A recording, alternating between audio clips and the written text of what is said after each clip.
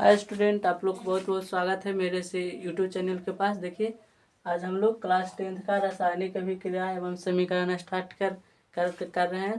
पिछला क्लास में हम लोग कुछ बेसिक लेक्चर नंबर 1 में कुछ बेसिक चीज़ देखे थे, जैसे रासायनिक अभिक्रिया किसे कहते हैं, प्रतिफल किसे कहते हैं, अभिकारक किसे कहते हैं, पदार्थ स्मरण, यौगिक स्मरण को सब समझ गए थे। और आज हम लोग देखिए कुछ नया टॉपिक स्टार्ट कर रहे हैं। ये देखिए, आप समझिएगा आप लोग।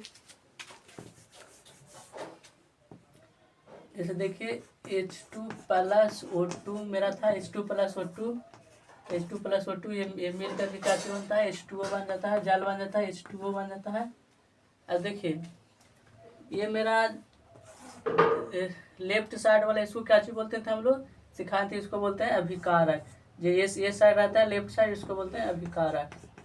अभिकारक कहते हैं इसको, अभिकारक कहते हैं। और राइट साइड वाला को क्या चीज कहते हैं, जे अभिकारक से अथी हुआ मिल करके जो बना, इसको प्रतिफल कहते हैं। प्रतिफल कहते हैं। इसका एक और नाम है, प्रतिफल भी नाम है, और यहाँ इससे एक और नाम क्या है, इसको उत्पाद, इसको बोलते हैं उत्पाद। अब देखिए, अब हम लोग इसको ऐसे न लिख करके हम लोग शब्द में लिखते हैं। देखिए शब्द में, जैसे हाइड्रोजन हो गया, इसको हाइड्रोजन लिख दिए, हाइड्रोजन प्लस ऑक्सीजन है तो इसको ऑक्सीजन लिख दिए, ऑक्सीजन इसको लिख दिए, ऑक्सीजन, ऑक्सीजन है, इसको मिल करके जल बन गया। देखिए हम इसको संकेत के रूप में नहीं लिखे हैं, संकेत के रूप में ना लिख करके इसको हम शब्द के रूप में लिख दिए।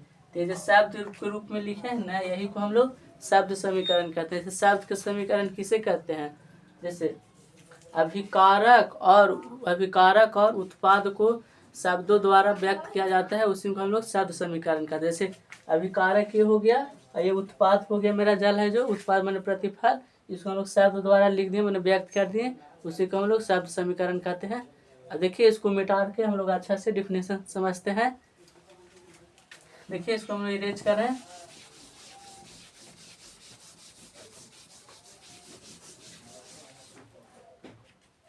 देखिए क्वेश्चन है, शब्द समीकरण किसे कहते हैं, शब्द समीकरण शब्द समीकरण किसे कहते हैं, शब्द समीकरण किसे कहते हैं। देखिए अभिकारक और उत्पाद, अभिकारक और उत्पाद को जब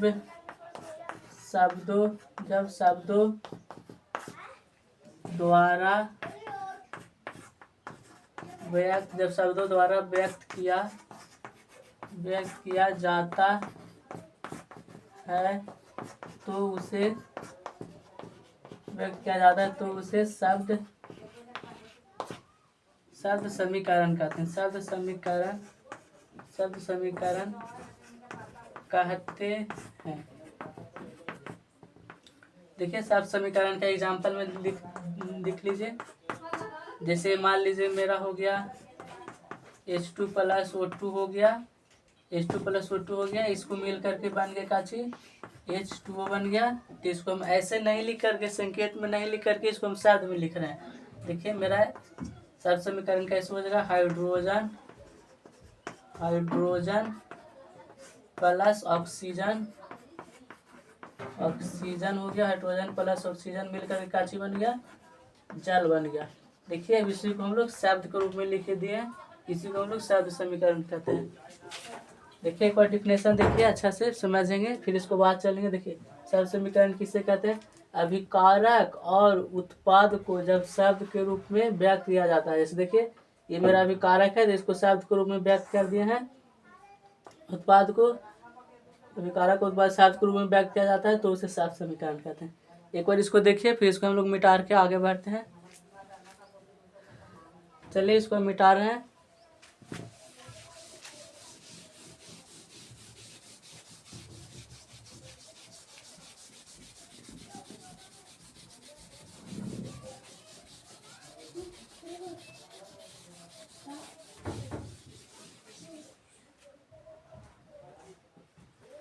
अब देखिए मेरा नेक्स्ट टॉपिक है रासायनिक समीकरण कितने प्रकार के होते हैं। देखिए रासायनिक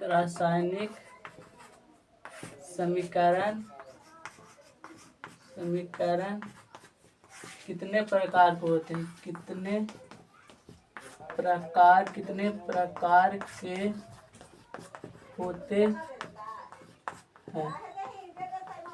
देखिए रासायनिक समीकरण कितने प्रकार को, देखिए रासायनिक समीकरण दो प्रकार के होते हैं, एक ठो संतुलित रासायनिक समीकरण, एक ठो असंतुलित रासायनिक समीकरण। जैसे देखिए हम लिख रहे हैं और आप लोग समझिएगा फिर समझा देंगे। देखिए रासायनिक समीकरण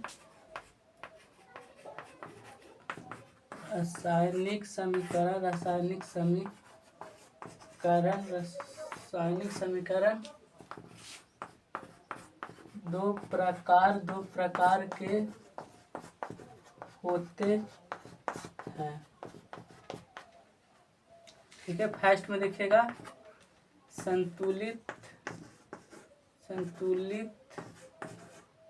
संतुलित रासायनिक समीकरण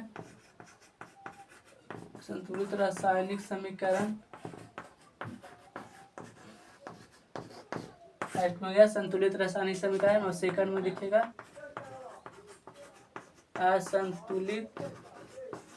असंतुलित रासायनिक समीकरण।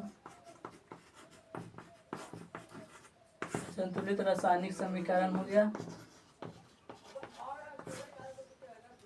अब देखिए संतुलित रासायनिक समीकरण किसे कहते हैं और असंतुलित रासायनिक समीकरण कहते हैं। अगर अभिकारक और उत्पाद के दोनों तरफ तत्वों के परमाणुओं की संख्या बराबर हो जाए तो उसे संतुलित रासायनिक समीकरण कहते हैं। और अगर अभिकारक और उत्पाद के दोनों तरफ तत्वों की परमाणुओं की संख्या बराबर नहीं हो तो उसे असंतुलित रासायनिक समीकरण कहते हैं। जैसे देखिए हम थोड़ा सा एग्जाम्पल के माध्यम से समझाते हैं और फिर समझेंगे इसको। जैसे देखिए एग्जाम्पल दे रहे हैं, थोड़ा सा एग्जाम्पल में यहाँ पर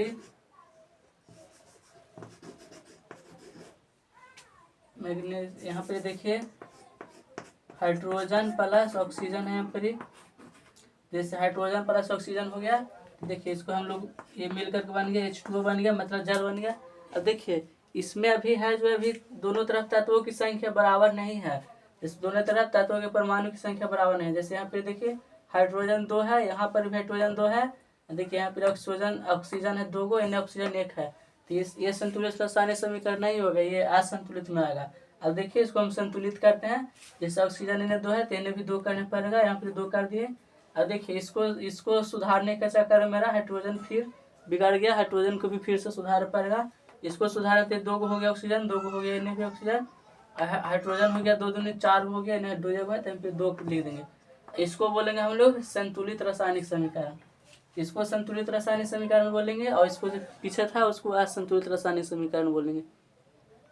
देखिए इसको देखिए, फिर इसको मिटा के पूरा एक बार देख लीजिए, इसको मिटा के फिर दोनों का डिफिनेशन देखते हैं। इसको भी रेज कर रहे हैं।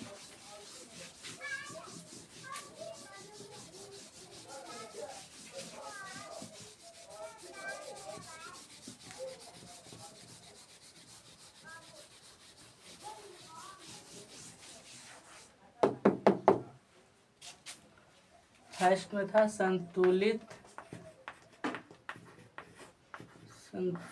रासायनिक समीकरण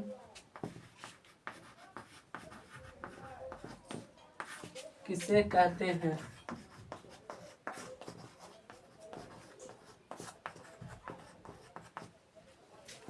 देखिए अगर डिफिनेशन लिख रहे हैं, अगर अभिकारक और उत्पाद अगर अभिकारक और उत्पाद के दोनों तरफ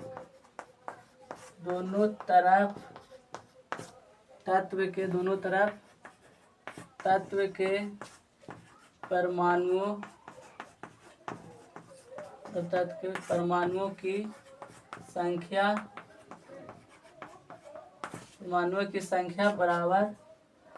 परमाणुओं की संख्या बराबर हो तो उसे परमाणुओं की संख्या बराबर हो तो उसे संतुलित रासायनिक समीकरण कहते हैं। संतुलित रासायनिक समीकरण कहते हैं।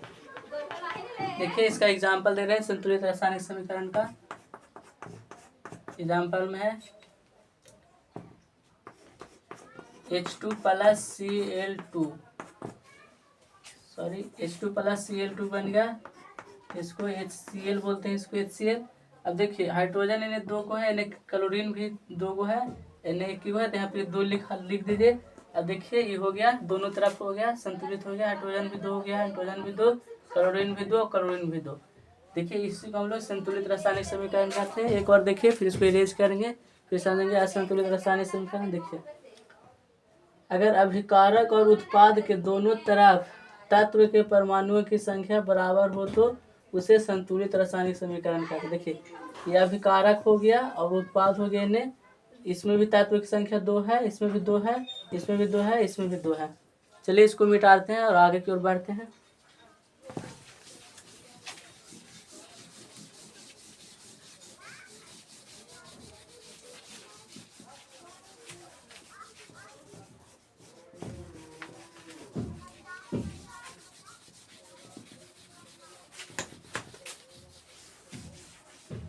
सेकंड में देखिए असंतुलित रासायनिक समीकरण किसे कहते हैं।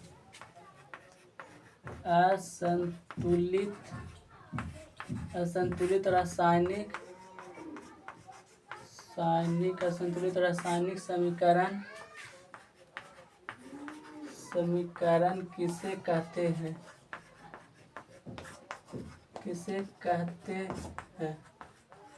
देखिए डिफिनेशन लिख रहे हैं असंतुलित रासायनिक समीकरण। अगर अभिकारक और उत्पाद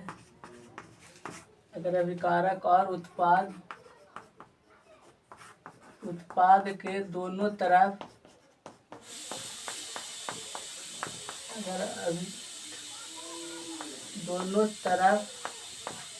अगर अभिकारक और उत्पाद के दोनों तरफ तत्व के परमाणुओं की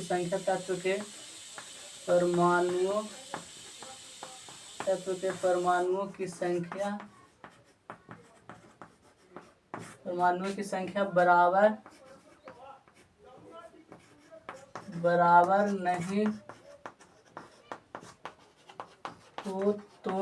नहीं हो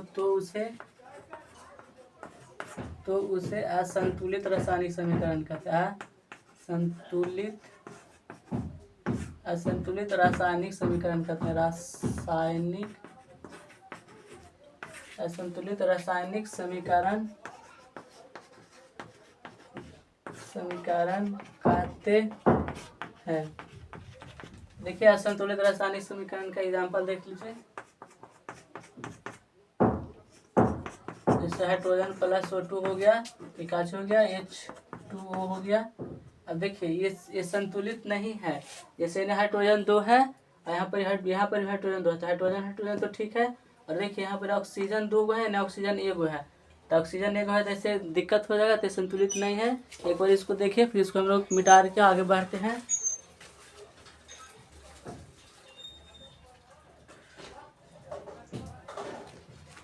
चलिए इसको हम मिटा रहे हैं।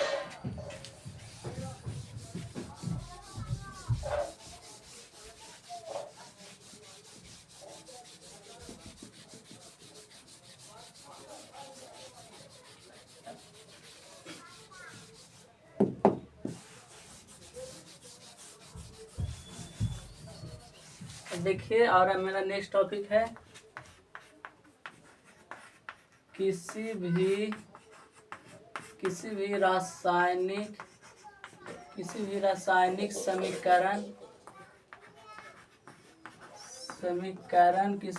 समीकरण को संतुलित करना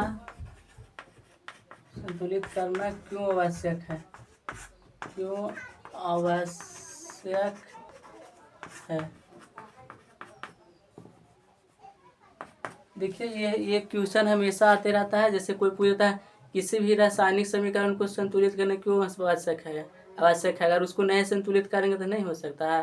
देखिए रासायनिक समीकरण का संतुलित करने का आवश्यक यह है कि द्रव्यमान संरक्षण के नियम का पालन करता है। माने रासायनिक अभिक्रिया जब होता है ना, तो ना तो द्रव्यमान में वृद्धि होता है और ना तो द्रव्यमान का कमी होता है।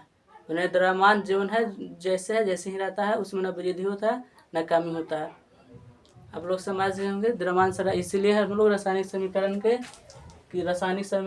किसी भी रासायनिक समीकरण को संतुलित करना आवश्यक मानते हैं। देखिए इसको लिखते हैं द्रव्यमान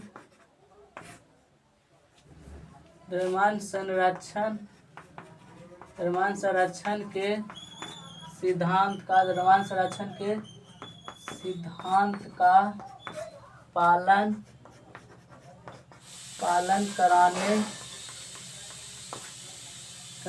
के लिए द्रव्यमान संरक्षण के सिद्धांत का पालन कराने के लिए रासायनिक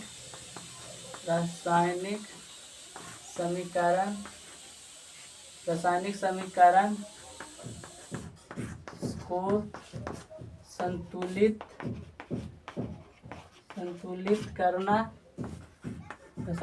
को संतुलित करना आवश्यक है। क्योंकि इस सिद्धांत के अनुसार रासायनिक अभिक्रिया के बाद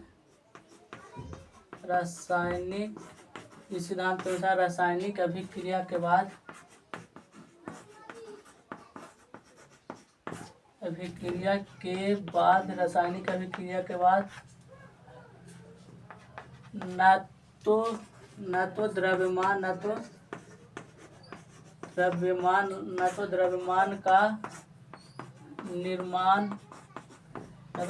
का निर्माण होता है और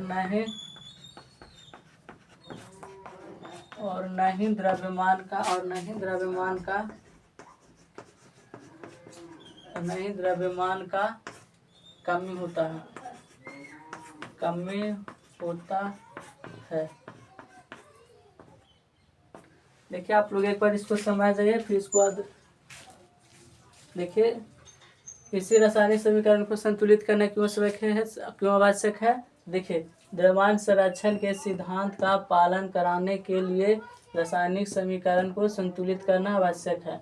उन्हें द्रव्यमान संरक्षण का सिद्धांत का पालन कराने के लिए रासायनिक समीकरण को संतुलित करना आवश्यक है, क्योंकि इस सिद्धांत के अनुसार रासायनिक अभिक्रिया के बाद न तो द्रव्यमान का निर्माण होता है और न ही द्रव्यमान का कमी होता है। जैसे किसी दो पदार्थ में जब रासायनिक अभिक्रिया होता है तो द्रव्यमान का निर्माण भी नहीं होता है और द्रव्यमान का घटो भी नहीं कर उसमें कमी भी नहीं होता है। एक बार इसको देखिए, फिर इसको मिटाते हैं।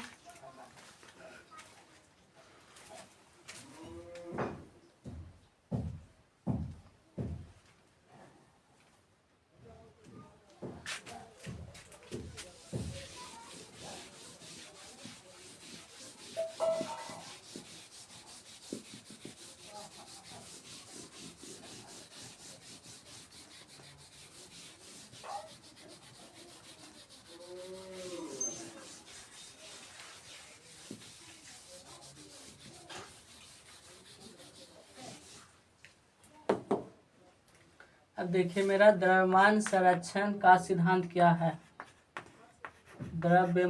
नेक्स्ट टॉपिक है द्रव्यमान संरक्षण का सिद्धांत क्या है। देखिए द्रव्यमान संरक्षण का सिद्धांत क्या है। देखिए इस सिद्धांत के अनुसार रासायनिक अभिक्रिया होने के बाद न तो द्रव्यमान का निर्माण होता है और ना तो द्रव्यमान का कमी होता है। इसी को हम लोग द्रव्यमान संरक्षण का सिद्धांत बोलते हैं। बस यही सिंपल लिख देना है, एग्जाम में भी आ जाता है। देखिए इस सिद्धांत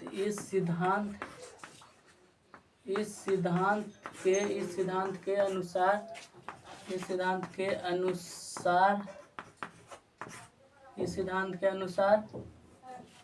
रासायनिक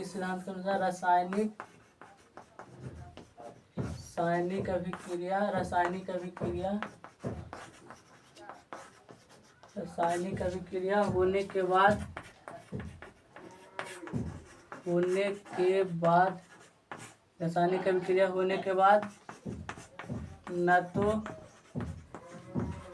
द्रव्यमान का निर्माण होता है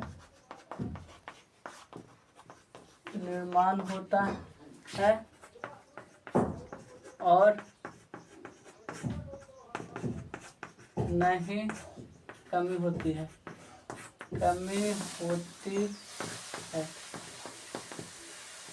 बस यही लिख देना सिंपल। देखिए क्वेश्चन आया था, देखिए द्रव्यमान संरक्षण सिद्धांत क्या है। देखिए इस सिद्धांत के अनुसार रासायनिक अभिक्रिया होने के बाद मैंने दो पदार्थ मिल गया, उसके बाद ना तो द्रव्यमान में निर्माण होता है, ना द्रव्यमान की मात्रा नहीं तो बढ़ता है, और ना तो द्रव्यमान में कमी होता है। बस यही सिंपल लिख देना है। इसको देखिए, फिर इसको मिटाते हैं। अब देखिए इसको मिटा रहे हैं।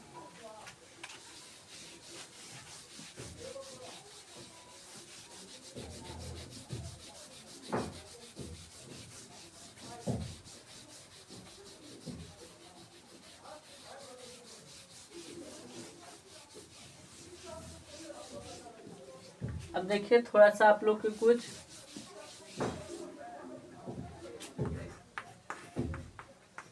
गिनती सिखाते हैं। देखिए आप लोग मैथ, आप लोग गणित में सीखे होंगे 1 2 3 4 5 6 7 8 ऐसे सीखे होंगे। देखिए अब केमिस्ट्री में ऐसे नहीं होता। जैसे एक को क्या चीज़ बोला जाता है, दो को क्या चीज़ बोला जाता है, कि आप लोग का थोड़ा सा बेसिक चीज़ बता देते हैं। देखिए जैसे गिनती में, जैसे 1 हो गया, 2 हो गया, 3 हो गया, 1 2 3 4 हो गया, 5 हो गया, 6 7 8 9 10 तक। अभी जानिए 10 तक ही बहुत ज़रूरी है, कहा कि जब केमिस्ट्री में जाएगा तो ऐसे लिखा। देखिए आप लोग को समझाते हैं। 1 को क्या चीज़ बोलते हैं, 2 को क्या चीज़, ये सब का भी हम लिख के समझा रहे हैं।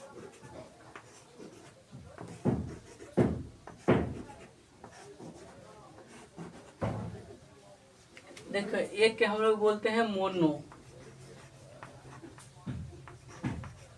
इसको क्या चीज बोलते हैं, इसको मोनो बोलते हैं, मोनो। और 2 को क्या चीज बोलते हैं, 2 को बोलते हैं डाई, 2 को क्या चीज बोलते हैं, डाई बोलते हैं। और 3 को क्या चीज बोलते हैं, 3 को ट्राई बोलते हैं, TRI, ट्राई बोलते हैं 3 को, ट्राई। और 4 को क्या बोलते हैं, 4 को टेट्रा बोलते हैं, TETRA, टेट्रा इसको बोलते हैं, टेट्रा। 4 को क्या चीज बोलते हैं, 4 को टेट्रा बोलते हैं। और 5 को क्या चीज बोलते हैं, 5 को पेंटा बोलते हैं, PENTA। 5 को क्या चीज बोलते हैं, पेंटा बोलते हैं, पेंटा। और 6 को क्या चीज बोलते हैं, 6 को हेक्सा बोलते हैं, HEXA, हेक्सा इसको बोलते हैं, हेक्सा। और 7 को क्या चीज बोलते हैं, 7 को हेप्टा बोलते हैं, HEPTA, हेप्टा इसको बोलते हैं, हेप्टा। और 8 को क्या बोलते हैं, 8 को ऑक्टा बोलते हैं, ऑक्टा। ऑक्टा इसको बोलते हैं OCTA, सॉरी 8 को ऑक्टा बोलते हैं OCTA, ऑक्टा। देखिए 9 को क्या चीज बोलते हैं, 9 को नानेन बोलते हैं, NEONEN, नानेन बोलते हैं, नानेन। और डेक्कन बोलते हैं, 10 को क्या बोलते हैं, डेक्कन, DECEN, इसको क्या बोलते हैं, डेक्कन बोलते हैं, डेक्कन, डेक्कन इसको बोलते हैं।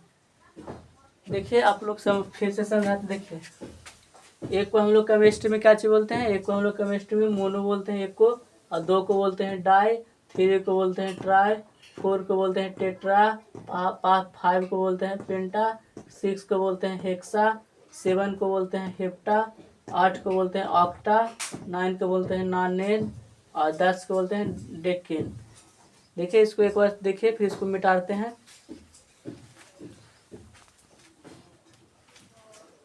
देखिए इसको मिटा रहे हैं।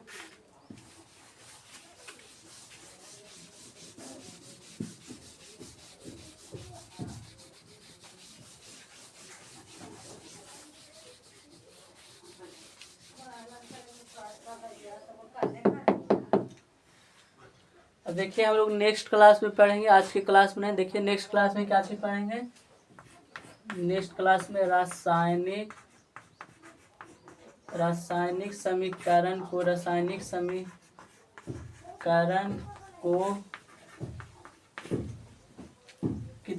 कितने प्रकार से संतुलित किया जाए। रासायनिक समीकरण को कितने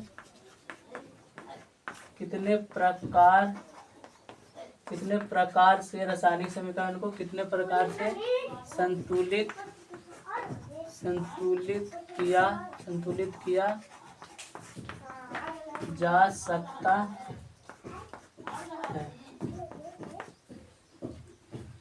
देखिए रासायनिक समीकरण जब हम लोग संतुलित करते हैं ना, जैसे मान लीजिए कैसे है, जैसे देखिए H2 + O2 मिलकर क्या बन गया, H2O बन गया। देखिए यही रासायनिक समीकरण है ना, इसी को संतुलित करने का कितने नियम है, तो इसको संतुलित करने का हम लोग के पास 2 नियम है। एक ठो पहला क्या चीज है, पहला अनुमान विधि। जैसे हम लोग अनुमान लगा लेते हैं कि देखिए इन्हें हाइड्रोजन 2 है तो इन्हें भी 2 होगा, इन्हें ऑक्सीजन 2 है तो इन्हें भी होगा। मैंने अनुमान, या उसी को अनुमान या तुक्का विधि भी बोलते हैं, तीर तुक्का विधि उसी को बोलते हैं, अनुमान या एक होता है बीजगणितीय विधि, जो थोड़ा सा लंबा प्रोसेस है। बीजगणितीय विधि में हम लोग मानते हैं, तब फिर हम लोग उसको में अधिकार में। देखिए थोड़ा सा बेसिक देख लीजिए, फिर इसको नेक्स्ट क्लास में, कल के क्लास में हम लोग करेंगे। देखिए रासायनिक समीकरण को संतुलित करने का 2 विधि है। रासायनिक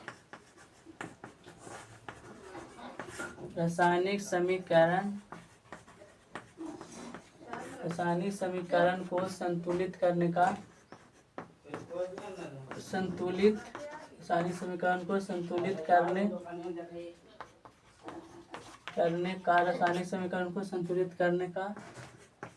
दो प्रकार होते हैं।